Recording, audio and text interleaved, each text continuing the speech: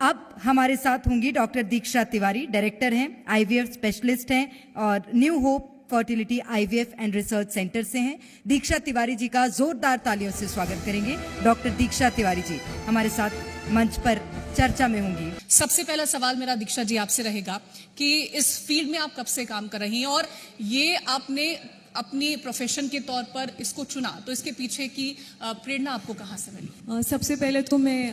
जी news का बहुत बहुत शुक्रिया अदा करना चाहती हूँ कि इस बिल्डिंग न्यू इंडिया में उन्होंने मुझे इनवाइट किया फॉर दिस पैनल डिस्कशन। तो शुरुआत की बात करूँ तो मैंने जब as an obstetrics and gynaecologist practice शुरू करी तो हमने देखा कि हम महिलाओं की समस्या जो रूटीन रहती है उससे हम डील कर रहे हैं, उनका इलाज कर रहे हैं, मगर जो एक समस्या है जो कि है निसंतानता यानी कि प्रेगनेंसी ना होना या बच्चा ना होना, वो इस कदर कपल्स को इन्वॉल्व करती है कि वो सिर्फ उनकी नहीं रह जाती है, उसमें दो परिवार इनफैक्ट इन्वॉल्व हो जाते हैं, यानी कि पुरुष की तरफ का परिवार, महिला की तरफ का परिवार, और वो सोशल आउटकास्ट ही हो जाते हैं और इस तरीके से मेंटल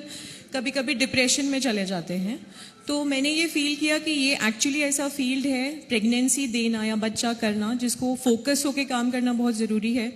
तो हम इस फील्ड में जो काम कर रहे हैं वो अभी 1 दशक से ऊपर हो गया है, और जब किसी को प्रेगनेंसी होती है या संतान प्राप्ति होती है तो जो टीयर्स ऑफ जॉय, जो खुशी के आंसू हैं, वो मैं आपको बता नहीं सकती हूँ कि वो मतलब मैं शब्दों में एक्सप्लेन नहीं कर सकती हूँ कि ये काम किस तरीके का है और कितनी खुशी देता है। निश्चित रूप से, और शुभकामनाएं हैं आपको कि आप इसी तरह से लोगों में खुशियां बांटती रहें। बस दीक्षा जी मेरा सवाल आपसे रहेगा, क्योंकि महिलाओं की जब हम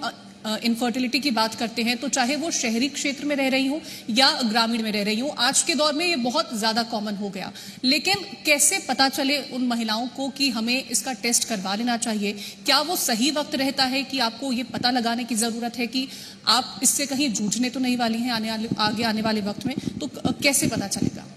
जी, बहुत ही इम्पोर्टेंट सवाल है ये कि कई बार लोगों को पता ही नहीं रहता कि ट्रीटमेंट कब लेना है। तो इसमें मैं एक ये जोड़ना चाहूँगी कि महिला सिर्फ रिस्पॉन्सिबल नहीं है, पुरुष को भी ये समझना चाहिए कि जब भी प्रेगनेंसी प्लान कर रहे हैं तो इट्स अ कपल्स प्रॉब्लम, वो कपल का प्रॉब्लम है, और दोनों को ये समझना चाहिए कि अगर प्रेगनेंसी नहीं हो रही है तो दोनों को इलाज लेना की ज़रूरत पड़ सकती है। तो वो कब लेना है ये इम्पॉर्टेंट है। अगर एज 35 से कम है और आप प्रेगनेंसी के लिए, बच्चे के लिए ट्राई कर रहे हैं और 1 साल से ऊपर का टाइम हो गया है लगातार ट्राई करते हुए और प्रेगनेंसी नहीं हो रहा है, और यदि 35 से ऊपर की उम्र है और 6 महीने से ऊपर का टाइम हो गया है बट बच्चा नहीं हो रहा है, कंसीव नहीं हो रहा है, तो इम्पॉर्टेंट ये है कि कंसल्टेशन लें फर्टिलिटी स्पेशलिस्ट से और बेसिक टेस्ट करवाएं शुरू में, जिसमें कि एक सोनोग्राफी होती है जो कि ये बताता है कि महिला में अंडों की संख्या कितनी है, यूट्रस जहाँ पे इम्प्लांटेशन होगा उसका लाइनिंग परत कैसा है।